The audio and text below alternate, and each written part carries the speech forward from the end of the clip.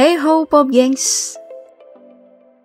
Doctor Strange in the Multiverse of Madness yang diarahkan oleh Sam Raimi emang gila kayak judulnya. Dalam keadaan masih tayang di bioskop aja nih, film ini udah ngantongin pendapatan global lebih dari 700 juta US dollar. Sebuah untung yang besar mengingat biaya produksinya yang mentok di angka 200 juta US dollar. Banyak ya. Itu baru kegilaan dari segi profit nih.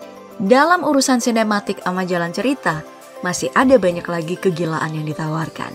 Jadi mari kita bahas proses di balik layarnya dalam film populer kali ini.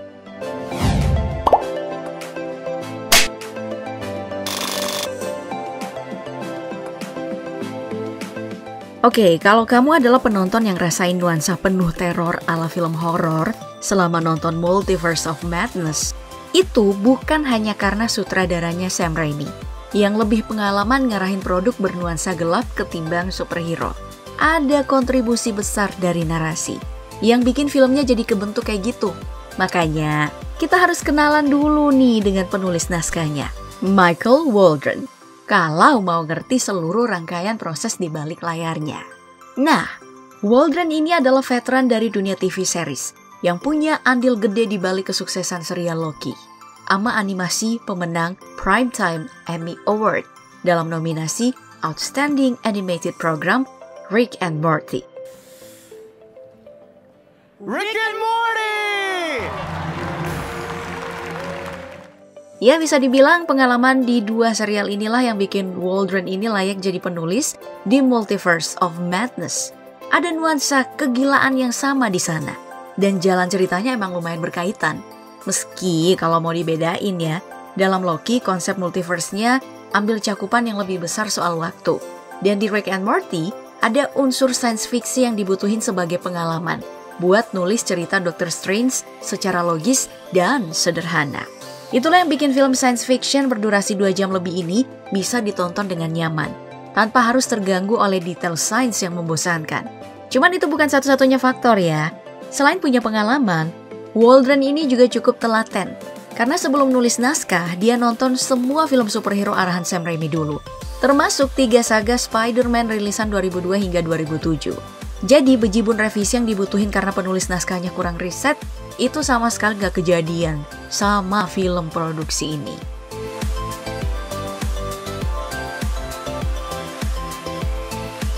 Makanya, seluruh tim bisa lebih fokus buat moles berbagai aspek sinematik, terutama dalam urusan efek praktis yang beberapa teknis pengerjaannya masih manual, seperti setting lokasi dan property shooting.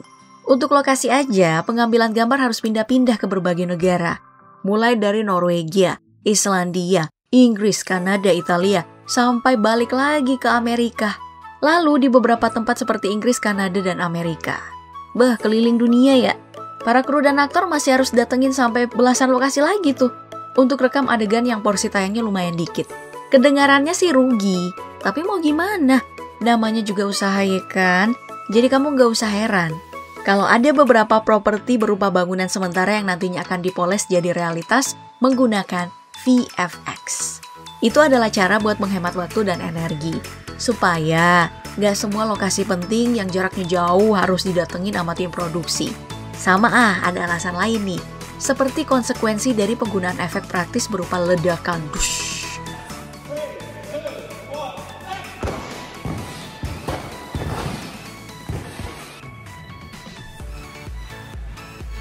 Yang bisa dipastikan bakal bikin anggaran habis, cuman buat nanggung biaya kerusakan kalau semua lokasi syuting berlangsung di tempat asli. Dan gak berhenti sampai di situ, ada alasan keamanan juga yang bisa lebih dioptimalkan saat pengambilan gambar dilakukan dalam studio atau area khusus buat naruh properti. Karena ada beberapa adegan dalam naskah yang memang berlangsung di ketinggian. Tentu semua hal itu masih harus ditopang sama sejumlah aspek pendukung. Misalnya kenyamanan para aktor. Makanya nih sebelum pengambilan gambar dimulai, tim produksi udah hire desainer kostum superhero profesional yang bernama Graham Churchyard buat ngerjain seluruh pakaian yang bakal dipakai sama tiap karakter. Biar secara visual, bukan cuma busana dalam film ini yang relevan sama latar cerita, Berbagai hal kayak bahan sampai metode pembuatan. Itu harus mikirin tiap faktor, kayak fleksibilitas gerak aktor selama adegan aksi, sama sirkulasi udara yang stabil di bagian dalam kostum. Karena itu bakal digunain buat syuting sampai berjam-jam. Cuman ya tetap aja, baik efek praktis maupun kostum itu hanya bisa menopang mungkin 5-10% aja untuk seluruh adegan. Selebihnya, tim produksi emang harus bersandar kepada CGI. Iya bener, CGI. Karena tahu sendiri kan, gimana surrealnya tiap adegan pertarungan yang ada di film ini. Itu nggak mungkin dibuat pakai teknologi analog. Makanya harus ada seniman VFX yang ngurusin hal semacam itu. Dan untuk kasus Multiverse of Madness ini, mereka masih hire beberapa studio yang udah kerja bareng sejak saga pertama. Salah satunya adalah Industrial Light and Magic atau ILM. Ini nggak mungkin absen sih. Secara ILM ini kan anak perusahaannya Disney. Dan memang di luar alasan itu, hasil kerjanya mereka juga udah teruji. Kita bisa lihat itu dari gilanya efek perubahan lingkungan akibat mantra sihir yang sudah dimunculkan sejak film terdahulu.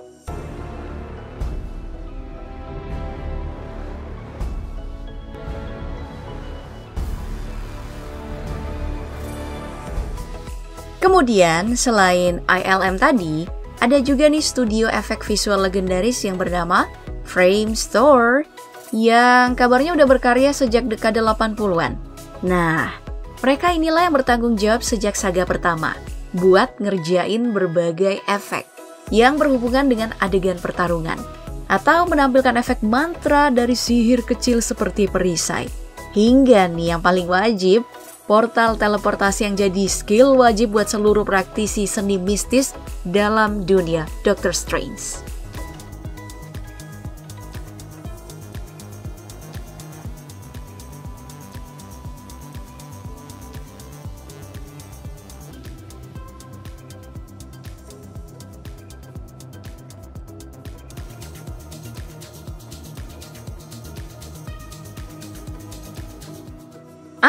Sedangkan studio terakhir yang juga masih digunakan setelah bekerja untuk film pertama adalah perusahaan animasi bernama Luma Pictures. Mereka lah yang bertanggung jawab dalam urusan perubahan lingkungan seperti ILM. Namun di sini pekerjaannya itu cukup spesifik ke beberapa adegan aja. Pertama, dalam pertarungan Ancient One sebelum meninggal dan warisin posisi Sorcerer Supreme kepada Strange. Lalu yang kedua, saat Strange hadap-hadapan secara langsung dengan si raja terakhir, Dormammu.